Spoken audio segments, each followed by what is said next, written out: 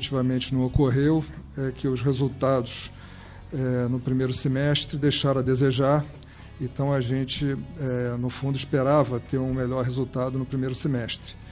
Mas, por outro lado, eu acho que a gente teve humildade de reconhecer as deficiências e aproveitar certas oportunidades de mercado, fazendo algumas contratações que se mostraram fundamentais aí para a performance do time.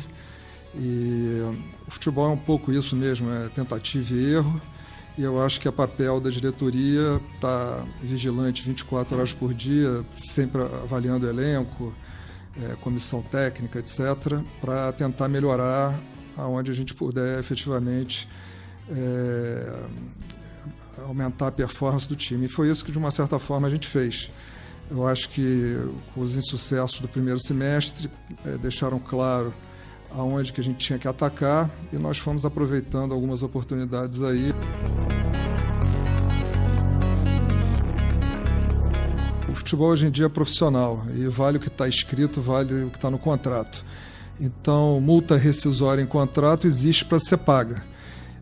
Então, o clube procura se defender, estipulando multas altas, pesadas, para que, no caso de assédio de clube chinês como, ou europeu, etc., caso venha uma proposta relevante, você tem uma indenização e tem a condição de repor o elenco. Então, é muito simples, ou seja, a gente se protege.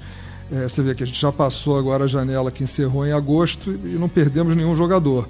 Mas isso é impossível prever, e o que a gente vê é que todas as equipes que vão colecionando resultados positivos, elas atraem a atenção de outros clubes. Então, isso é um processo natural.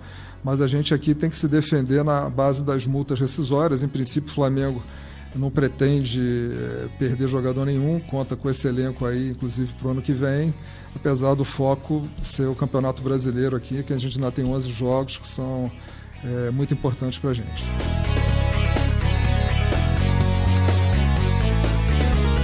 Já desde a época do Muricy, a gente promoveu uma série de jogadores da divisão de base, né? Então a gente teve o Léo Duarte, o Ronaldo, por exemplo, o Paquetá, Viseu, o Thiago Santos, Thiago Enes, etc. E eles estão treinando muito bem.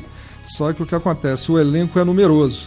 Então, o Viseu tem jogado mais, o Ronaldo entrou um jogo, o Léo no começo também entrou. Então, eles já são reforços naturais para o elenco do Flamengo. Eu diria o seguinte, não está na hora da gente ficar falando em planejamento para o ano que vem. Até acho que pela qualidade do elenco e o elenco numeroso que a gente tem, uma tendência é que a gente privilegie qualidade em detrimento de quantidade, e eu acho que a linha que a gente adotou de ser oportunista em contratar alguns jogadores com custo-benefício adequado, essa linha deve ser mantida para o ano que vem, mas a gente não está aqui preocupado com o planejamento 17, e sim de terminar o ano bem, porque, como diz um amigo meu, se você mira na lua, mesmo que você erre, você vai acabar entre as estrelas. Então, a gente quer acabar esse ano aqui entre as estrelas, e é por isso que a gente está focado nisso. Cada vez que você chega no aeroporto, tem a turma esperando, só muda um pouco assim o sotaque. Eles cercam os ônibus na entrada do hotel, os jogadores têm também sido muito carinhosos, todo mundo para dar autógrafo, fotografia, etc. E é um carinho que comove, porque parece que efetivamente o Flamengo não tem fronteiras. Em todo lugar que ele chega, ele é abraçado. E eu queria assim dar um exemplo, por exemplo, o fenômeno que a gente tem presenciado em Cariacica é único, porque até o clima do pessoal tomando cerveja em volta do estádio lembra muito o Maracanã. Então a sensação que se tem é como se fosse um estádio próprio do Flamengo, vamos dizer assim, para cerca de 20 mil pessoas, só que por coincidência fica no Espírito Santo. Então você viaja para lá, os jogadores se acostumaram a jogar lá porque efetivamente se sentem em casa. Então não podia aqui deixar passar a oportunidade de agradecer e homenagear a torcida lá de Cariacica, que efetivamente pegou o Flamengo no colo e mesmo que a gente volte aqui a jogar no Maracanã, ninguém vai esquecer e a gente já está voltando em breve. Talvez as pessoas não tenham se dado conta que o jogo contra o Palestino, se não me engano, foi o jogo 55 da temporada, a gente ainda no final de setembro. E o que acontece? Já que o Flamengo investiu tanto em tecnologia, os jogadores são constantemente monitorados. Então, quando você poupou determinados jogadores, você hoje em dia não poupa jogador como você fazia antigamente, dizer assim, simplesmente vou dar um descanso para o fulano, para o Beltrano. É porque nós temos indicadores que esses jogadores estão a ponto de estourar. Então, no fundo, você está preservando ali o atleta, e o Flamengo já padeceu do mesmo mal na eliminação lá da Primeira Liga, quando ele perdeu um jogo de semifinal para o Atlético do Paraná, e que se teve a impressão de que vamos poupar tantos jogadores. E, na verdade, eram os indicativos que determinavam que esses jogadores tivessem sido poupados. Então, aqui foi um risco calculado. Eu nem acho que o Flamengo acabou sendo eliminado por conta, vamos dizer assim, de ter escalado, vamos chamar, um time misto. E, na verdade, em tese, o Flamengo tem elenco para ter 2 times, mas o que acontece? Os jogadores que não vêm jogando não têm ritmo. Então, nós, por exemplo, tivemos um insucesso lá no jogo com o Figueirense, que ficou clara a falta de ritmo. Então, você tem que optar por um time misto. E se você tiver uma leitura fria do jogo, o jogo aqui de Cariacica foi muito parecido com o jogo lá do Chile. O Flamengo ganhou no Chile de 1-0 da mesma forma que podia ter perdido. E talvez a gente tenha que ter aqui a humildade de entender que nós fizemos um primeiro tempo muito ruim contra o Palestino, ou seja, esse time do Flamengo ele tem que sofrer na marcação, ele tem que fungar realmente no cangote do adversário, e nós tivemos um primeiro tempo abaixo da crítica. Lamentavelmente levamos um gol inesperado no último minuto e ficou muito difícil de virar o jogo.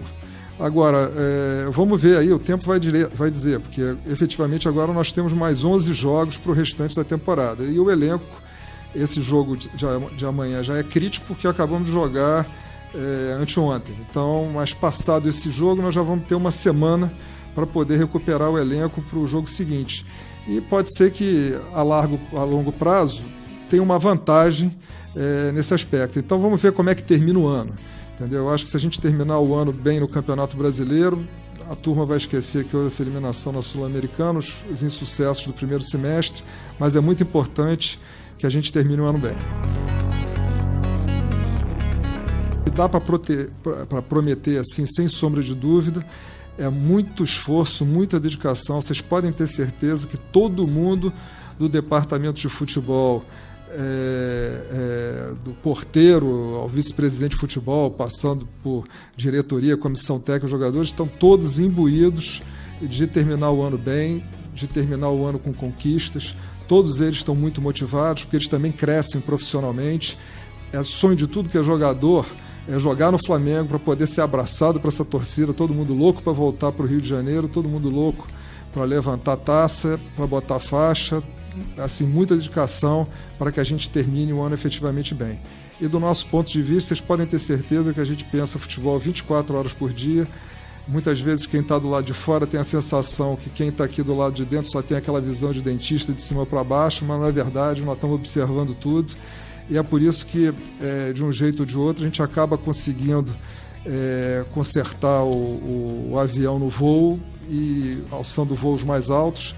E é isso que a gente vai continuar fazendo para o restante aqui da temporada e para os anos que vão se aproximar aí.